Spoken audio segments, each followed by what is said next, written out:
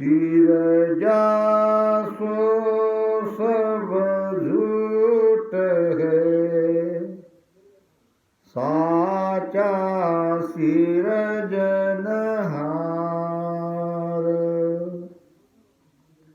तन मन धन झूठा सबे, झूठा कुल परिवार। सिरजा सो सब झूठ है। सिरजा ना जिसको बनाया गया,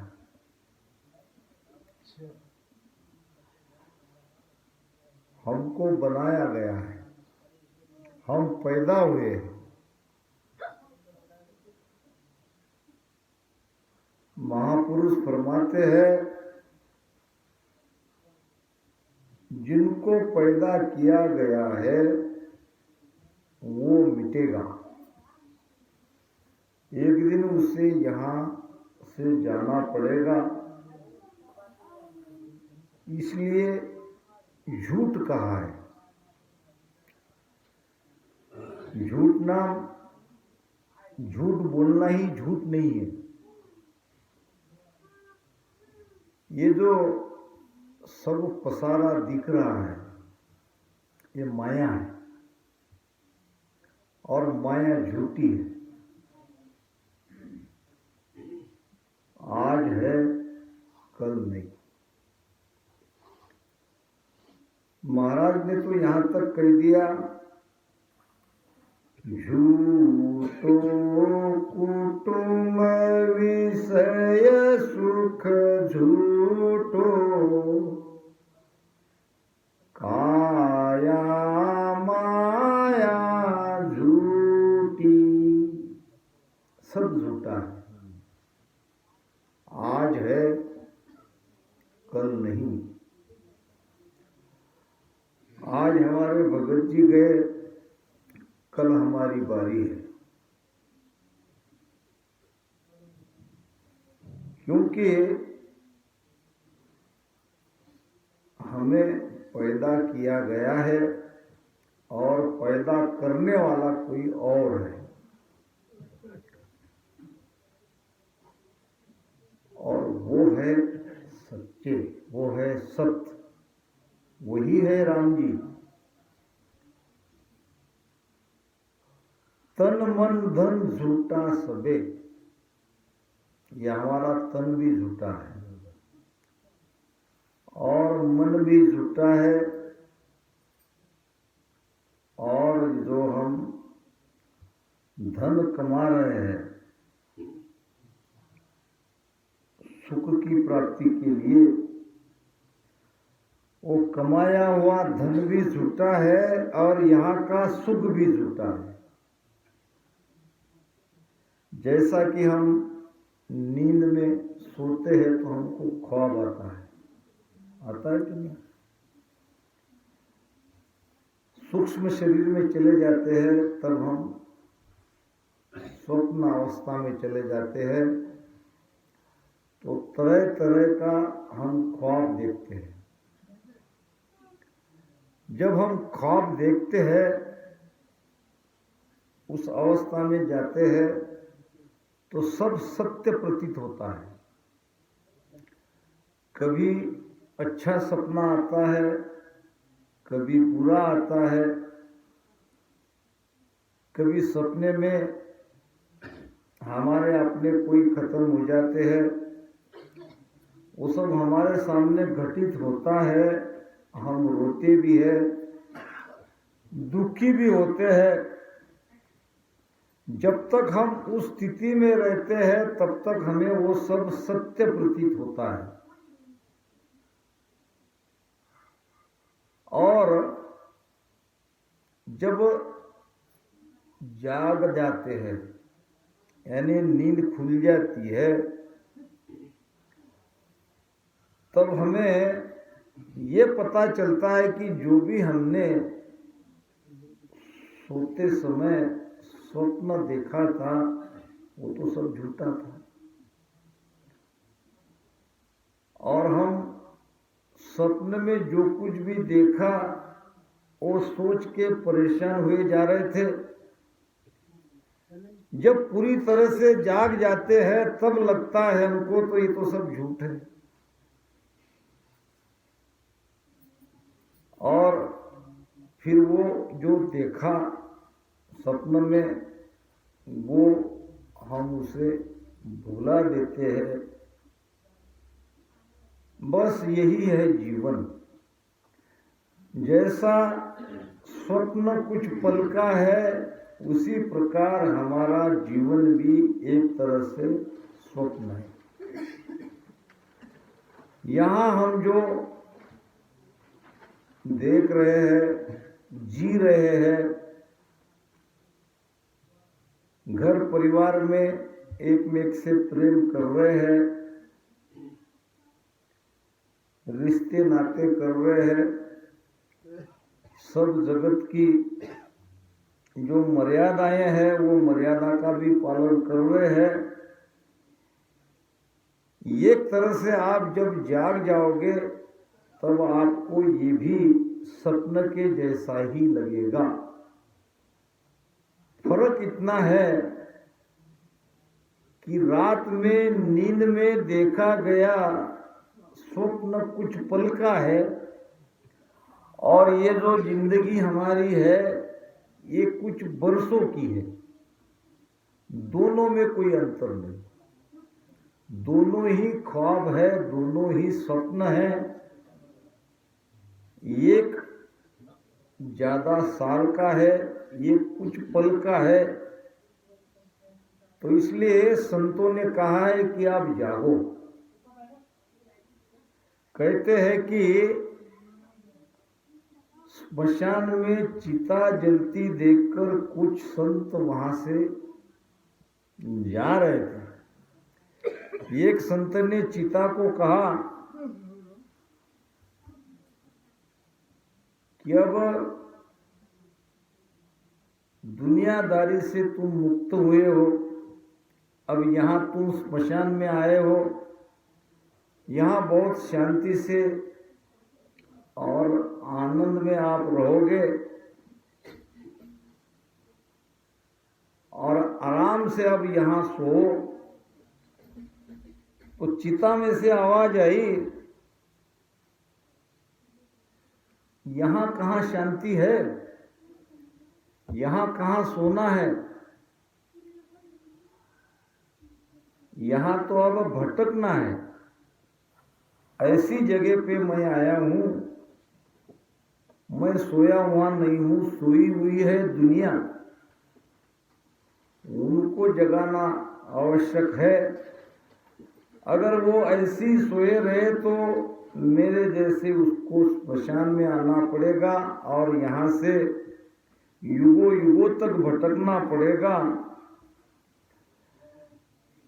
कहने का भाव हमें जागना है और जगाते हैं संत। महाराज फरमाते हैं, जन सुख राम सात मुख भाग्यो, बादार कीन काई, केवल मात समझ पर पेली, सो सब समझो आई। महाराज फरमाते हैं, जन सुखराम साच मुख भाग्यो, मैं मेरे मुख से सत्य वचन कह रहा हूं, बाधा रखी न काई। कहने में मैंने किसी तरह की कोई बाधा नहीं रखी है, कोई कसर नहीं रखी है। और क्या कह रहे हैं महाराज, केवल मत समझ परे पेली। ये जो ज्ञान है ये समझ के परे है। जहां तक इंसान की बुद्धि समझ सकती है, ये बुद्धि का विषय नहीं है। सुनने परे देखने आगे, सूरत दौड़ सुई बारा, के सुख राम सुनो बैरागी, ओ सत शब्द हमारा। सुनने पड़े, सुनते किसे? हम कान से सुनते हैं। कान बाहर का ही सुनेंगे, भीतर में जो नाद अनाहत की ध्वनि सुनाई देती है वो ये कान का विषय नहीं है। ये कान से हम जो कुछ भी सुनेंगे वो बाहर ही सुनेंगे। तो बाहर के जितने भी ज्ञान है ये हम कितना भी सुने तो ज्ञान से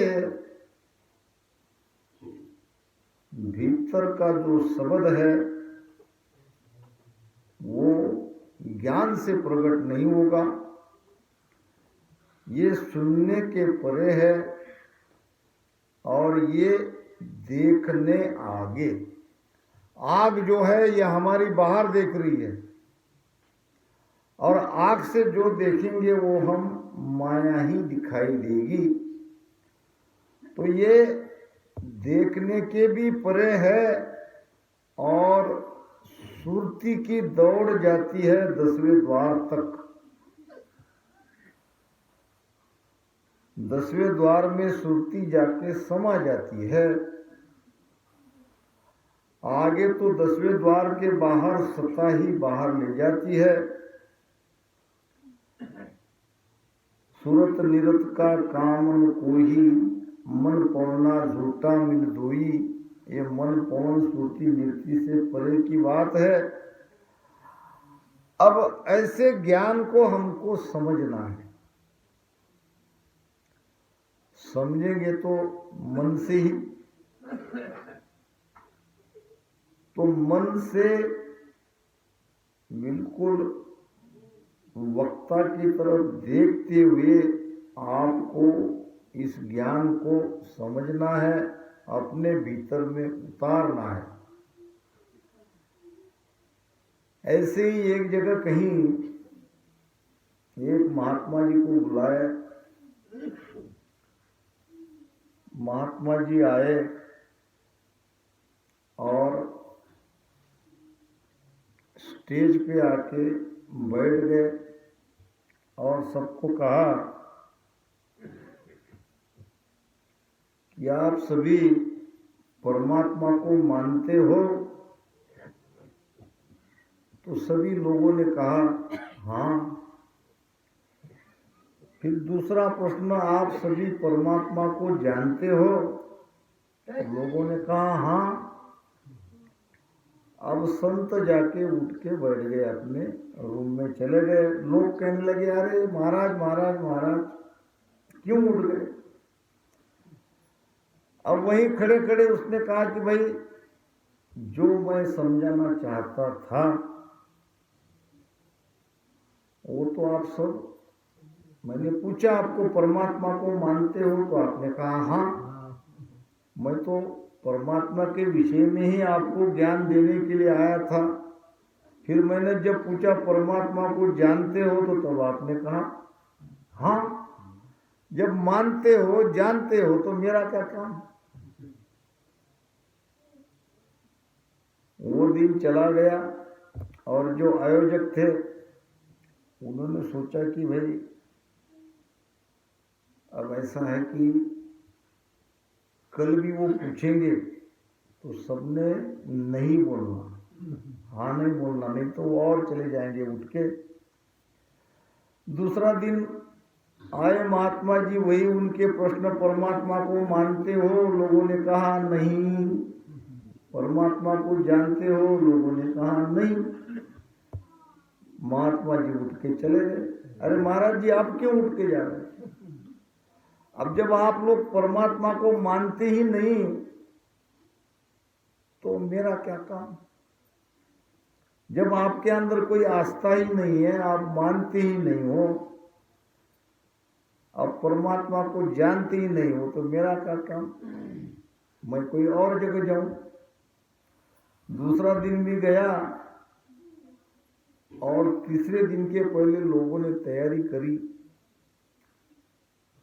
कि महात्मा जी से तो ज्ञान सुनना ही है, तो अब वही प्रश्न पूछेंगे, परमात्मा को मानते हो? तो आधे लोगों ने कहना हाँ, आधे ने कहना ना। दोनों प्रश्न उनके वैसे ही आएंगे। महात्मा जी आए, कहने लगे परमात्मा को जानते हो? आधे ने कहा हाँ, आधे ने कहा नहीं। फिर कहा परमात्मा को मानते हो? वही उत्तर हाँ और नहीं। महात्मा जी उठ के चले गए। महाराज जी अब क्यों जा रहे हो? वो महात्मा जी को पकड़ना चाहते थे। महात्मा जी कहने लगे भाई जो जानते नहीं, कुछ लोगों ने कहा कि नहीं और कुछ लोगों ने कहा हाँ। जो जानते नहीं उसको जिस जानने वाले ने समझा देना चाहिए। आधे तो जानते हैं ना और आधे जानते नहीं है। मामला 50-50 का है। जो जानते नहीं है उनको आप समझाओ, जो मानते नहीं है उनको आप समझाओ, मेरा क्या काम? तो कहने का मतलब वक्ता श्रोता बहु मिले, मिट्टी न खेचा तान। दरिया ऐसा ना मिला सन्मुख झेले बाण। वक्ता श्रोता कई इसके पहले भी आके गए और आगे भी आएंगे, मगर ये हमारा जो रिश्ता है, ये किस कारण हम वक्ता में, किस कारण आप श्रोता है, क्यों हम यहाँ बैठे हैं, क्या ऐसा कारण है? वही कारण है जो समझने के परे जो ज्ञान है उसको शब्दों में समझने का प्रयास करना और भीतर में ध्यान से उसकी अनुभूति करना। खींचातान यहाँ भी है। जैसे खींचातान हमारे घर परिवार में है, चलती कि नहीं खींचातान? रहता ही है। एक दिन पति पत्नी का जोड़ा था, 15 साल हो गए शादी को, और पत्नी अपने पति को भोजन परोसती गई। भोजन कर रहे थे और भोजन करते करते पति ने जो सब्जी थी, क्या कहते आप, सब्जी कहते हो, अब सब्जी की प्रशंसा करी, सराहना करी, वाह क्या बढ़िया सब्जी आज बनाई। अंदर से पत्नी चिल्ला के बाहर आई,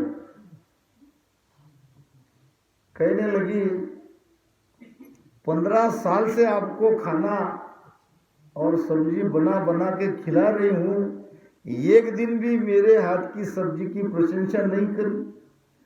आज पड़ोसन से मंग के लाई हो तो आज कहते हो कि बहुत अच्छी बनी। तो ये खींचातानी घर परिवार में चलती है। खींचातानी कहाँ नहीं है, जहां जाएंगे वहां खींचातानी। अब यहाँ भक्ति में क्या खींचातानी, ये भी जगह क्या खींचातानी की है? फिर संतों ने कैसे कहा कि मिट्टी न खींचा तान। यहाँ की खींचातानी का मतलब है वो शब्द प्रकट जब तक नहीं होता तब तक खींचातान हमारी मिट्टी नहीं। मोक्ष में तो जाएंगे जब जाएंगे, मगर मोक्ष में ले जाने वाला वो शब्द भीतर में जागृत हो जाए तब तक हमारी खींचातानी नहीं मिटेगी। अब खींचातानी मिटने के बाद क्या होगा? खींचातानी को ही दूसरी भाषा में कहते हैं भ्रम। और सबसे पहले हम गुरु महाराज को विनती करते हैं, प्रार्थना करते हैं। क्या करते हैं प्रार्थना में? हम मोक्ष मांग रहे क्या? नहीं, हम तो प्रार्थना यही कह रहे हैं कि भ्रमों का नाश करो, हमारे भ्रम मिटने चाहिए। कृपा करो गोरा शीस उतारो, दया करो दाता शीस उतारो, भरम करम मन ममता भरम करम मन ममता मारो, कृपा करो गोरा शीस उतारो, दया करो दाता शीस उतारो, जन्म जन्म में वो दुख पाया, जन्म जन्म में वो दुख पायो, ताते शरण तुम्हारी मैं आयो, ताते शरण तुम्हारी मैं आयो, कृपा करो गोरा शीस उतारो,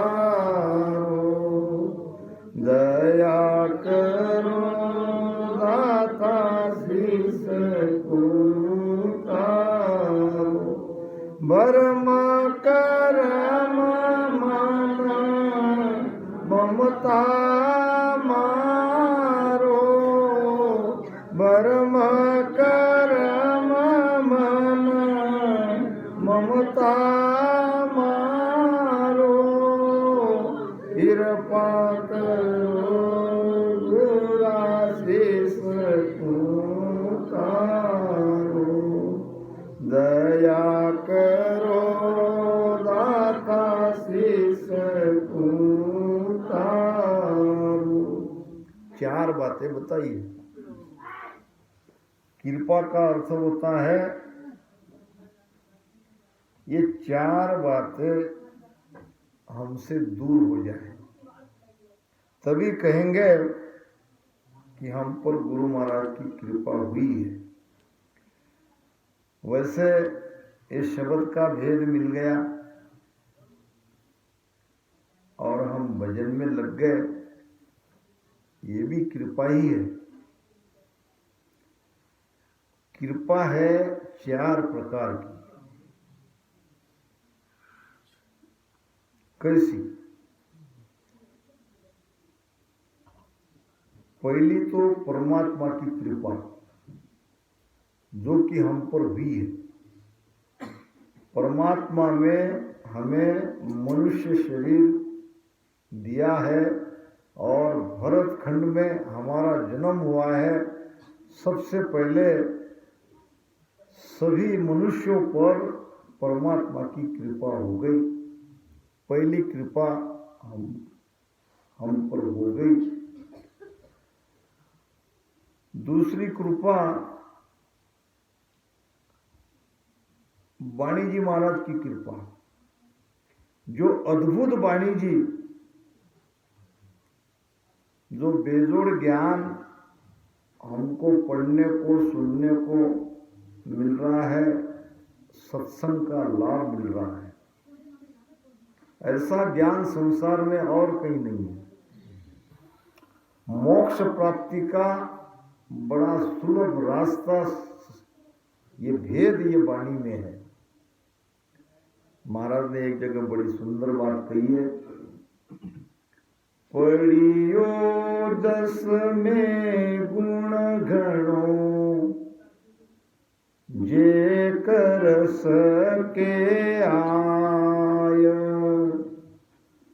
युग युग शोभा रहे गुरु री जे कहूँ तोय, गुरु री जे कहूँ तोय, रीज में निज पद पावे, उलट चढ़े आकाश फोड़ ब्रह्मांड कूदावे, सुख राम कहे सूरा सुनो, सत्य वचन ये होय, पढ़ियो जस में गुण घणो जे कर सके कोय।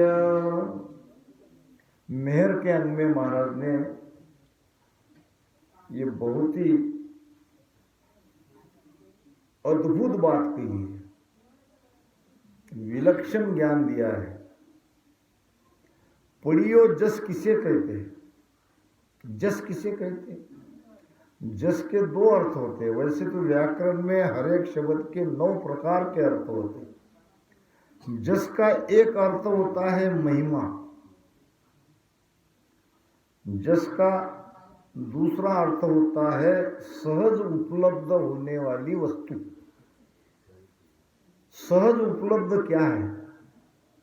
पढ़ियो जस में गुण गणो, ऐसी वस्तु है जो हमारे लिए सहज है, उसमें बड़ा भारी गुण है, वो सहज वस्तु है महाराज जी का ज्ञान।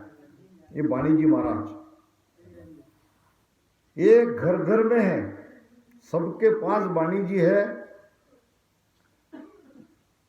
तो ये वाणी जी को खोलो, ये केवल पूजा के लिए नहीं है। ये एक सेठ जी थे, कारोबार उसका ये देश में भी था तो विदेश में भी था। तो देश का काफी लंबा चौड़ा उसका कारोबार था। 2 बड़े बड़े सिटी में उनका बिजनेस था और 2 बिजनेस संभालने के लिए 2 मैनेजर रखे और सेठ चला गया विदेश में। और वहां से वो पहले जमाने में टेलीफोन की सुविधा भी बहुत कम जगह थी, तो चिट्ठी पत्र से काम चलता था, पुरानी बात है। तो वहां से वो पत्रों द्वारा अपने दोनों मैनेजर को सूचना देते थे और जैसा मालिक ने वो पत्र में, पत्र समझ रहे, पत्र में लिख के दिया, वो मैनेजर वैसा काम करते थे। ये एक मैनेजर होशियार था तो दूसरा बड़ा भोला था। भोला होकर भी वो मालिक के नौकरी में इसलिए टिक के रखा कि बड़ा ईमानदार था और मालिक के ऊपर बड़ी उसकी श्रद्धा थी। मालिक को वो भगवान मान के उसकी पूजा करता था, इसलिए मालिक उसको निकालते नहीं थे। चलो भाई, कारोबार में ज्यादा होशियार नहीं तो नहीं, मगर इसकी श्रद्धा बहुत है, ये मुझे मानता बहुत है। अब ऐसे दिन बीतते गए। एक दिन मालिक ने विदेश से दोनों मैनेजरों को पत्र भेजा और पत्र में लिखा कि जो गोडाउन में माल है उसको तुरंत जो भाव है मार्केट में वो भाव से बेच डालो। एक भी हमारा माल गोडाउन में रहना नहीं चाहिए। समझ रहे ना बात को? जी हाँ। क्योंकि भाषा में फर्क पड़ता है। सही है। और समझदार को इशारा काफी है। अब जो होशियार मैनेजर था उसने समझ लिया कि आगे जो माल का प्रोडक्ट हमारे गोदाम में है,